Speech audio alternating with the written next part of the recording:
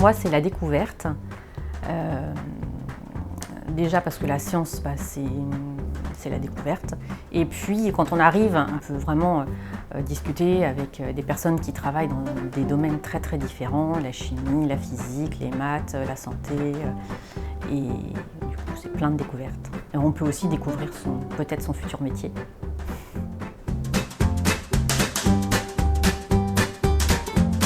J'étais assez jeune pour le public, pas forcément très à l'aise au début. On discute avec le grand public, avec les enfants qui sont toujours très curieux. Et puis au fur et à mesure des années, évidemment, on est un peu plus à l'aise, notamment dans son domaine de recherche. Je pense que le fait aussi d'avoir, à un moment donné dans ma vie, des enfants, ça m'a vraiment donné le déclic en me disant non mais c'est vraiment important de transmettre. Avant finalement, on est un peu centré sur soi. Ça donne envie finalement de transmettre. Voilà.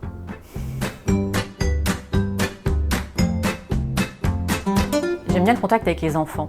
Alors, parce que finalement, quand ils viennent sur un stand, ils sont très spontanés. Ils posent tout un tas de questions et des questions auxquelles on n'aurait pas pensé. Et ils sont tellement dynamiques et puis c'est vraiment un plaisir de communiquer avec eux et puis ils nous poussent, quoi. Ils nous posent des questions. Des fois on est là, en fait je ne sais pas répondre.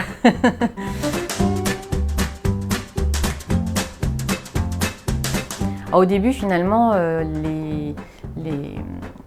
les stands proposaient des choses un petit peu, des ateliers un petit peu académiques, c'est-à-dire on essayait de présenter avec un microscope ce qu'on fait. Et au fur et à mesure des années, finalement, on a un peu évolué vers le jeu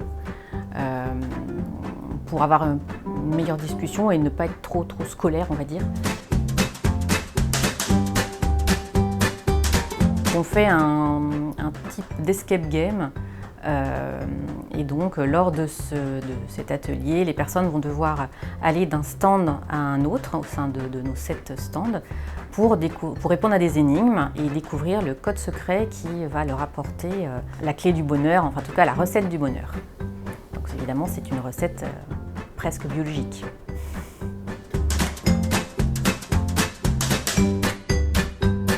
On peut imaginer une fête de la science avec beaucoup de matériel de réalité augmentée, de réalité virtuelle et on peut éventuellement, peut-être un jour, envisager de montrer de manière virtuelle comment fonctionne le corps humain, comment un virus finalement pénètre dans le corps et comment il s'y développe.